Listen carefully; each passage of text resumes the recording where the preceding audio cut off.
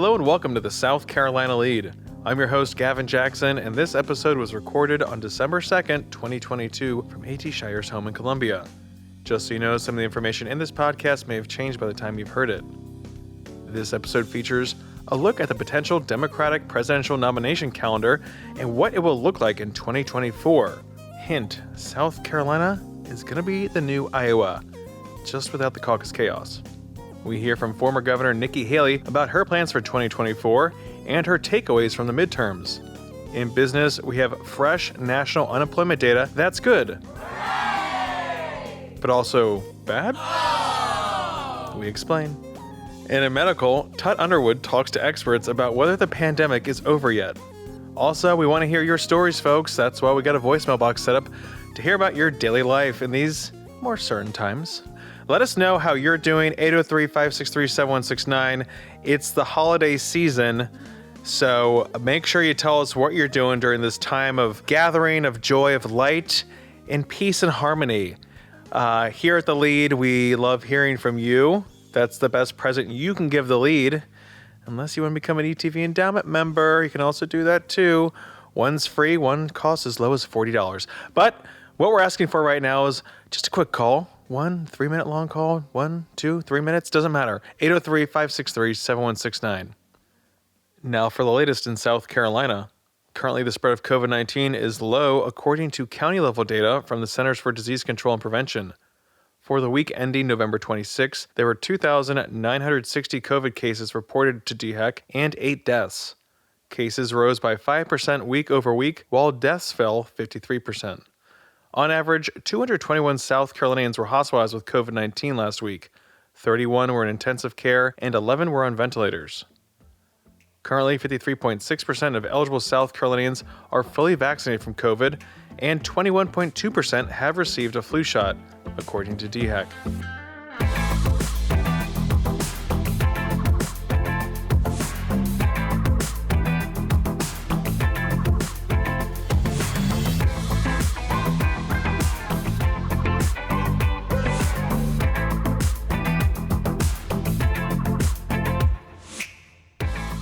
If you think next year is 2023, well, I'm going to start gaslighting you right now. It's 2024, folks. That's right, the midterms are over, so all we're going to be talking about from now on is 2024. That's right, so mark your calendars, because South Carolina is set to be the first state to lead off the Democratic presidential primary calendar on February 6, 2024. Which, if President Joe Biden runs for re-election again, as expected, we'll get confirmation after the holidays, but it won't mean too much, because he'll be the one running. But if a proposal is approved and becomes the new format, then in 2028 possibly, well, God help us, South Carolina will be the Iowa of the South. But all the good parts of Iowa. Wait. No, better than Iowa. The move to usurp Iowa, which has led off the Democratic nomination process since the late 1970s, was proposed on Friday during the Democratic National Committee's Rules and Bylaws Committee meeting to determine the 2024 schedule. President Biden told Democratic leaders that he wants to see South Carolina go first.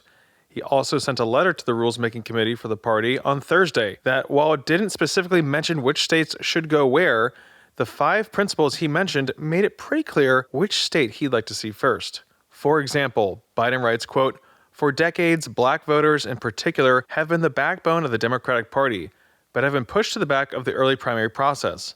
We rely on these voters in elections, but have not recognized their importance in our nominating calendar. It is time to stop taking these voters for granted and time to give them a louder and earlier voice in the process," quote. As you remember, Biden's 2020 presidential campaign got a huge shot in the arm with his South Carolina primary blowout, thanks to the diverse Democratic electorate that propelled him into Super Tuesday. Also, Congressman Jim Clyburn's endorsement didn't hurt. This followed a disastrous Iowa caucus process where attempts to technologically modernize the archaic process in the predominantly white state caused complete chaos. Another predominantly white state, New Hampshire, asserts that it must be the first primary state as it's enshrined in state law and has been since 1920. The New Hampshire Democratic Party and other officials say they will just move up their primary regardless of any new calendar. But the DNC chair, Jamie Harrison of South Carolina, has been given broad powers and could choose not to count those delegates if the state does so outside the proposed calendar, which right now would put New Hampshire and Nevada on the same day a week after South Carolina, then Georgia, and then Michigan in the subsequent 2 weeks. That's what February 2024 is going to look like. As for 2028 and beyond, Biden said the Rules and Bylaws Committee should review the calendar every 4 years to ensure that it continues to reflect the values and diversity of our party and our country. Now, as of our taping, the proposal was still being debated and hadn't been adopted as is expected. The calendar will still need final approval by the entire DNC in February. The current nominating calendar of Iowa, New Hampshire, Nevada, and South Carolina has been in place since 2008. The Republican Party will be following that order for 2024. So rest assured, we'll be busy. Speaking of Republicans and the 2024 nominating calendar, Nikki Haley, the former governor and U.S. ambassador to the United Nations, spoke at a Turning Point USA event at Clemson University on Tuesday, where she said this about whether she's going to jump in the 2024 race. Well, we are taking the holidays to kind of look at what the situation is, but I have said I've never lost a race. I'm not going to start now. If we decide to get into it, we'll put 1,000% in and we'll finish it. Sorry about the audio there, folks. There was no mult box, so we had to rely on our microphones picking up audio from the speakers. Nice and roomy, huh? And nevertheless, this line about thinking over the holidays has become Haley's line recently, as she has pivoted from her stance in April 2021 when she said she wouldn't run and would support former President Donald Trump if he jumped in the race, which he did on November 15th. Here's the audio from April 2021. I would not run if President Trump ran. And I would talk to him about it. That's something that we'll have a conversation about at some point if that decision is something that has to be made. It's not clear if they've had those conversations yet. Now, the Clemson event started off with the playing of a 5-minute-long hype video highlighting Haley's time as governor, ambassador, and recently on the campaign trail for dozens of candidates. And then Haley gave opening remarks as her fellow Tigers licked their wounds days after the University of South Carolina win. So just know that while sometimes we have losses in Death Valley, and sometimes we have losses in the midterms, it doesn't always have to be that way. The most important thing we can do is keep our head up, keep fighting, keep our eye on the ball, and know that we are part of the solution. But Haley also spoke about another defeat, the 2022 midterms, and what she saw as the reasons why the results were so disappointing for Republicans. Now, this clip is about 2 minutes long, but Haley lays out 3 big takeaways and says the Republican Party has some soul-searching to do. First, I want to start with what we know wasn't the problem. The problem wasn't that we lost because of one person.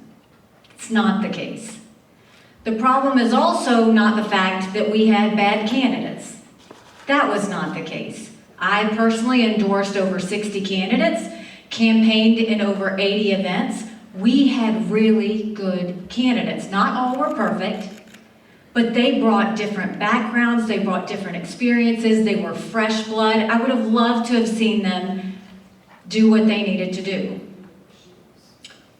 What should we do? What are the lessons we need to learn from this? First of all, we were completely outraised. Completely outraised. Every single candidate that I campaigned with and that we know, they were outspent easily 4 or 5 to 1, which meant the message wars on TV were all skewed to the Democrat. And that meant that the Democrats could say whatever they wanted on TV, and our candidates basically couldn't fight back. The second thing is, Republicans have to get it out of their heads that you can only vote on Election Day. You have early voting in multiple states. We want the most people that support our candidates to vote. If they vote 2 weeks before, if they vote absentee, if they vote Election Day, that's a win for us. We have got to start playing by the same rules. The Democrats do this. Why are the Republicans not doing that? We have to do the same thing. And then the third thing that I will tell you that I look back on was that the Democrats were politically outsmarted us. And the reason they outsmarted us, they were unified. Even the squad was silent.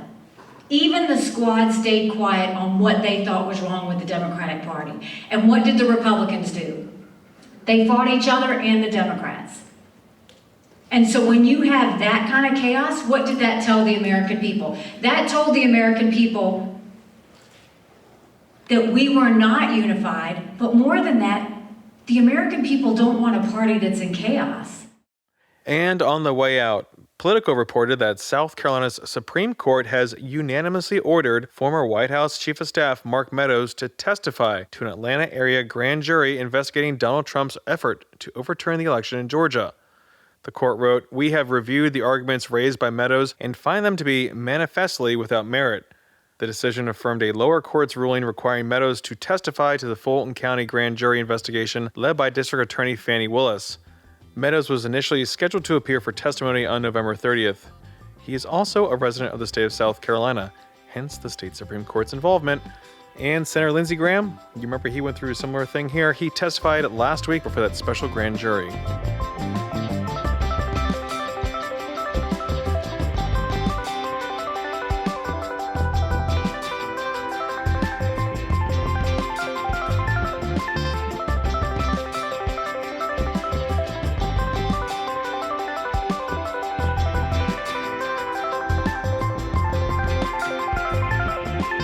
Hey guys, we're in our business section, so let's do the numbers. And after that, we can do the numbers, right, Kai? That music means that employment increased by 263,000 in November, and the unemployment rate was unchanged at 3.7%, according to the U.S. Bureau of Labor Statistics on Friday. The agency reported notable job gains occurred in leisure and hospitality, healthcare, and government. Employment declined in retail trade and in transportation and warehousing. Now, going back to leisure and hospitality, employment is still below its pre-pandemic February 2020 level by 980,000 jobs, or 5.8%. So something to bear in mind when you think about labor shortages, especially when you're out eating or drinking. Now, in November, average hourly earnings rose by 0.7% to $28.10. Over the past 12 months, average hourly earnings have increased by 5.1%. Monthly job growth has averaged 392,000 so far in 2022, compared with 562,000 per month in 2021. Okay, so strong employment data is good, right? Not exactly. We'll do that after the we did the numbers. Okay, so what I'm saying is, in fact, markets nosedived on Friday after they opened. Why? Because investors are looking for weaker jobs data to show inflation-taming efforts like increasing interest rates to nearly 4% are working. So far, things are still a little hot in the labor market. Once we do the numbers. Next up, we got some more data. Looking at the South Carolina Ports Authority, and they said that they handled a record number of containers in October, marking the third busiest month in port history. SC Ports reported 9% container growth year over year, as 256,879 20-foot equivalent units moved through the Wanda Welch Terminal, North Charleston Terminal, and the Hugh K. Leatherman Terminal in October. Oh, did you guys celebrate Container-tober? Well, we did. SC Ports did. Imports remain strong, and we're up 13% from last October, thanks to strong consumer demand and a growing Southeast population. That's you and me, folks. SC Ports President and CEO Barbara Melvin said, quote, "Our excellent SC Ports teammates and maritime partners seamlessly handled record cargo volumes in October. We have maintained berth availability and terminal capacity since early May, making SC Ports the only major East Coast port without ships waiting to access our terminals," quote. SC Ports recently handled 3 1,200-foot ships simultaneously at Wanda Welch Terminal. That's a first for the 40-year-old container terminal facility that has been enhanced with big ship capabilities and more cargo capacity. You are giving me the big ship energy, Wanda Welch.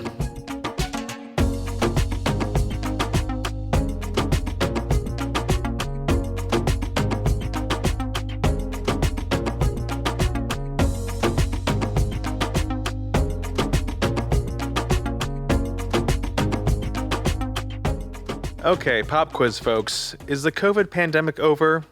Well, we wish. Now, obviously, we're not operating like it's 2020 again when the novel coronavirus upended the world.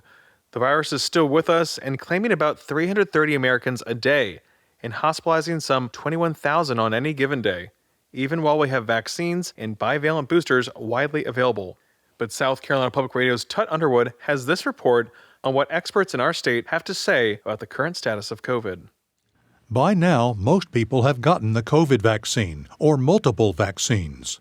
You see fewer people wearing masks than a few months ago.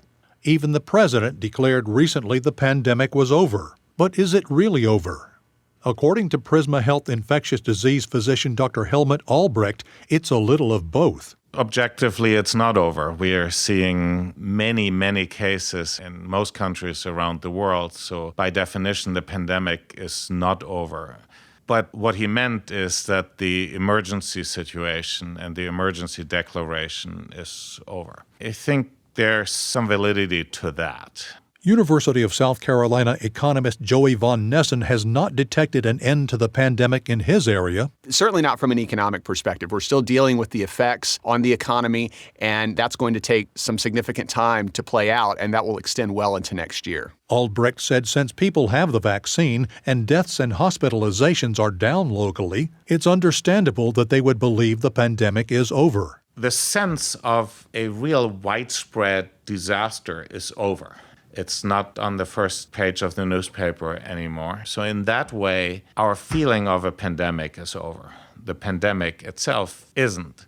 The virus doesn't care whether we declare it over or not. But overall, the sense of an urgency clearly has gone away. According to USC sociology professor Joe Quinn, COVID has affected numerous aspects of society. He named one in particular that has lingered. The pandemic really had an impact on people's loneliness. A few studies have shown that the shrinkage of people's networks, of their ability to connect with people that were their loved ones because of the need to socially isolate or to effectively protect more vulnerable people, that kind of disappeared. Americans, particularly older Americans, felt way more socially isolated, which makes plenty of sense. Von Nessen pointed out several economic results that COVID produced or aggravated, including the labor shortage. Because it reflects baby boomers who have been retiring at an accelerated rate. And looking forward, the number of millennials and Gen Z, it's just not as large as the baby boomers. And so as a result, there are not enough people to come in to take all the jobs that the baby boomers are leaving behind. And so that labor shortage is going to be with us for the foreseeable future. Albrecht likened the medical advice given to people for coping with COVID to an airplane flight. If the pilot says we're flying into a turbulence, we're putting our seatbelts back on, we all put our seatbelts back on. We may fly into more turbulent times with COVID again. Just because it's now relatively under control, I do not know what the next variant is. And I hope it'll be even less bad for most people. But we may tell you to mask up again. So you have to stay up on it. Queried on what would signal economists that the pandemic had passed, Von Nessen looked to the coming year. One thing we'd like to see is most of these supply chain constraints resolved that are creating shortages. On the demand side, we would like to see demand get pulled back to limit the high levels of inflation towards 2% would be a successful outcome over the next year. That would get us closer to a period where we could consider from an economic perspective the pandemic is over. Quinn said the pandemic has caused him to think more about the welfare of the people in his life and to continue his precautions. Albrecht advised people to continue to be vigilant because individuals still must assess their own risks when traveling or gathering in large groups. All three experts felt it will be some time yet before all aspects of life can return to a semblance of a new normal. Thanks for that piece, Tut. You can find that report and more at southcarolinapublicradio.org. And real quick, a flu update. Flu activity remains widespread in the state, and while lab-confirmed cases haven't changed much week over week, influenza-like illness reporting and hospitalizations have increased for the week ending November 26, this according to DHEC. 2 months into this aggressive flu season, and there have been 32,633 lab-confirmed cases. There's also been 21 deaths so far this season, which is more than 5 times higher than the 5-year season average of just 4 deaths. Public health officials continue to stress that you need to wash your hands. Regularly clean, frequently touched surfaces like your disgusting cell phone that you touch with your unwashed hands. Okay, that's from me. Now, officials also urge you to get your flu shot, especially those over 65. And wash your hands.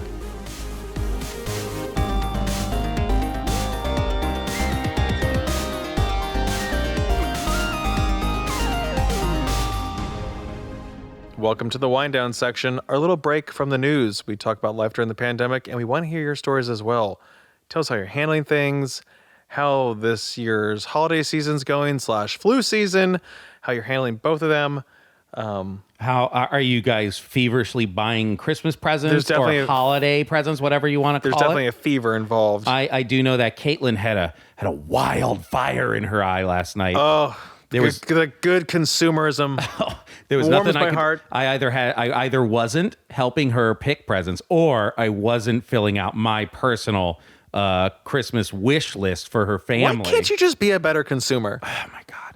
Well, I do love the brands. You should have just gone online and just bought things and said, there, I did it. Yeah. We'd all be happy. I didn't have it in me. Okay. All right. It was tough. Just hit buy now. Send it to 1041 George Rogers Boulevard, care of AT and Gavin. Anyway, Gavin, we have much more pressing things to get to right here besides mass marketing and consumerism, which are very important. I don't know. Those are important. It's got to be pretty big of a deal to replace that. But listen to this sound right here. You hear that?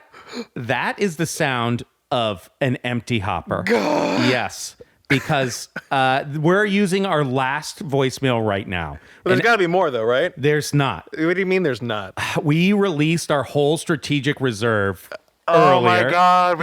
Oh, my God. Yes. Guys, And that's how we kept prices so low. it's really coming back to bite us. And there were a lot of people lobbying for us not to do it, but we were like, are they need this? The price of calls are just too high. Well, and if you're one of our Patreons, then you understand. You've never had to worry about this. Well, we're all in the same boat now, folks, because the strategic reserve is depleted. It's depleted. And we need you this. to call 803-563-7169. It could be 30 seconds. It could be a minute. It could be 3 minutes. We just need you to call, give us your voice, and talk to your people. We do own it after you give it to us. Your voice, that is.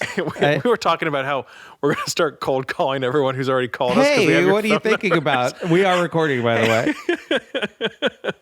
We won't do that unless you call. Unless you don't call, in which case we will be calling you. Just like much like the prank phone calling. The ports, we have berth availability and terminal capacity. So we got one though, right? We got one for today. Okay. Today we're okay. I need a little taste. Exactly. Yeah. Okay. So this one, someone call it's an umbrage call, big time umbrage energy. Oh, I love that. And it's coming in here. So are you ready? That will hold us over. It will for the sustain time. us through the weekend, but we're gonna need some more. Yeah, because it's December, and we got to make this a December to remember, folks. So yeah, that's half the sentence. It's December to remember to call your favorite podcast. Sales event. Anyway, Gavin, are you ready? Correct. Okay. Yes. Hey, Gavin and AT. This is Matthew calling on the road. I'm from Greenwood, city councilman. I've called in once before. I wasn't going to call in, but I got triggered by AT's dislike of miscongeniality, and just had to chime in that that's one of my go-to fun movies. And you know what? The sequel's good as well. Anything with Sandra Bullock. So just wanted to call in. I've done some traveling over the last couple months for work. On my way back from Myrtle Beach right now. I'm going to stop at the brand new Buc-ee's in Florence to check it out. Hope you guys are doing well. Happy Thanksgiving. Hope to see you guys in Greenwood sometime soon. Matthew, so great to hear from you. Yes, we all know that AT is a bit of a triggering person. I've come to deal with this over my 4 years of knowing him. He's the gift that keeps on giving. But like truly, I don't like. I'm going to stand by my miscongeniality take. Okay. I've been thinking about this. I've been thinking about this. My favorite. I said Speed in the Net. My favorite Sandra Bullock movie is also Sandra Bullock. It's me, it's Ringo Starr. Ringo. I'm from Liverpool. Sandra. My favorite, Benjamin Bratt. What? And better than Miss Congeniality, better Benjamin Bratt and Sandra Bullock vehicle. Demolition Man. Obviously. Oh, yeah. So much better. Very good. Yeah, yeah. I That's think a you good gave me that pull. DVD. I think I have that DVD. I didn't, definitely is a DVD. Yes. Because I have your Thing DVD too, because that's not Blu-ray. You don't care I for have a DVDs. Blu-ray now. Yes. Yeah, but I mean, yeah, Miss Congeniality is like, it's a great one. I don't think it is great. With Michael Kahn. I don't like that movie. With I don't think it's funny. I don't think it's a funny movie. Well, you just don't get humor, AT. Anyway, Gavin. That's known. But the Buc-ee's comment too. Oh, yes. You know, we should just go shopping. Oh, you know, I'm going to do my Christmas shopping for you at Buc-ee's. There it is. I'm going to go do it. God. Gavin and I, we went to Buc-ee's. We will never stop talking about this, and I support that. And he filmed me because I had a visceral experience walking through Do I it. have that video laying around? It made me want to throw up going in there. It was just the sound of consuming. Yes. Not just shopping, Talking but the about eating. yes. It's always December to remember in there. Yeah. I just think, like, where are you getting great anything when there's a mascot there? I mean, I keep thinking, where are your parents? yeah. Like, you shouldn't eat where there's a mascot, plain and simple. And don't tell me Disney World. Ronald McDonald. Don't you dare. Ronald okay? McDonald. They had won. the good foresight to retire Ronald McDonald about 20 Well, now I'm years thinking ago. about places that don't have mascots. I mean, there's not a Popeye's mascot. Is there a Bojangles mascot? You know, Charles E. Cheese might have something to say about this. Okay, folks? Anyway, Gavin, you held someone's life in your hands this week. Now that's a transition. No, that's a good segue. Speaking of, driving. So we were talking about my brakes and my tire situation Yes, recently. the tires fraught with situations. To which I said to my family, like, you know, when do you usually get your brakes replaced? And I said, well, Have you ever heard of brakes, Mom? so my Volkswagen Passat, I've had since brag. Yeah. December 2016. I actually bought it the day after Christmas, not because I was trying to celebrate some sort of festive consumerism holiday. Yeah, but you 'Cause I just had like to. backed into that. And so I haven't replaced my brakes since I got the car in December 2016. These are originals. These are original. So I have about 88,000 miles on my car. Yes. I would love someone to call in and just really go off on me about automotive stuff. But I will say this. The brakes don't have any issues. There's no there's no sounds. There's no grinding. There's nothing bad coming from it. And that's coming from, like, you know, I grew up, we destroyed our Ford Taurus. Like, you knew when something was wrong with those tires or the brakes. Haven't had that. I've been in this car. And the brakes are still working. I've been in this car, and I can attest that it's not. He's not the squeaky brake guy at the stoplight or anything like that. And I know I'm ready to replace them if I have to. I just don't want to. So let's hear about the life and death. So here I am driving with my new tires, all three of them. There's a fourth on there, of course. Hadn't been replaced. Didn't need to be. But I'm driving down Blossom Street. I'm coming back from the gym. Yes. It's darkish because the sun's down earlier these days because of Meg Kennard. And so I'm driving, and I get into the right lane, and I'm going up the hill. I'm going a little bit fast, but there's a green light ahead of me. It's been green for at least... Green means go still, green means too, go. right? Yeah. But I noticed that the left-hand lane next to me is not moving. And I'm like, oh, okay, well, let's get some context here. There's usually like something going on, like is an emergency vehicle coming through the intersection that I don't hear, blah, blah, blah. So I get cautious, I slow down, and then all of a sudden, because I couldn't see that sidewalk from that side, a student, who I presume to be a USC student, starts walking across. I was like, gee, I slam hard on the brakes. Yes. They still work. Lean on my horn. Yes. And this aloof teen, I'm going to say they're a teen, just is like gives a casual wave and keeps walking. Didn't even jump back and notice that his life was almost ruined. My life would have been ruined in a way, but I would not have been ruined by it because I was in the right in that situation. It is finals time, so you might have been doing him a favor. He might crave I think he had a death wish now. because he didn't even acknowledge me, and I was like, "Oh, this kid had death on the mind." You know these Gen Z kids, guys. Just pay attention. If it says "don't walk," don't. He wasn't even on his phone. He was just sauntering. Yes. Like, Jesus. Oh, classic saunter. Oh, it was so smug. He was so smug. But the brakes work, guys. That's the moral of the story. Moral of the story is... So I got another 88,000 miles on them. Easy, dude. Easy. These are originals. Are you kidding me? I'm not replacing original brakes. Okay? Anyway, folks, if you love what we just did, please call in.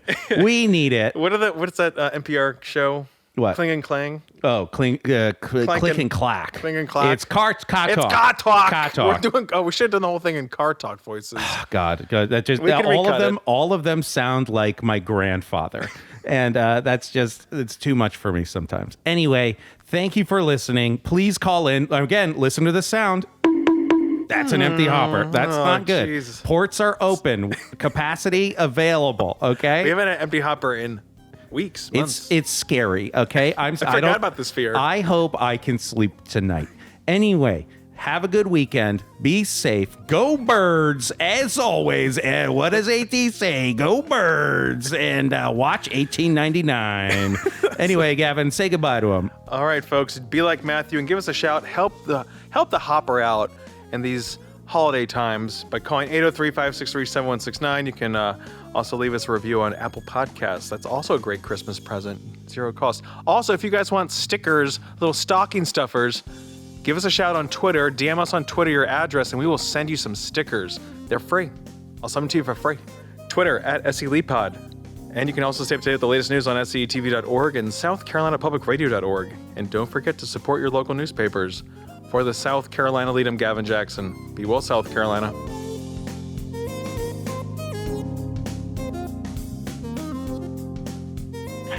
You're like, what is happening? He's getting so feisty today. Hilarious. People are going to say, what's going on? He's hilarious.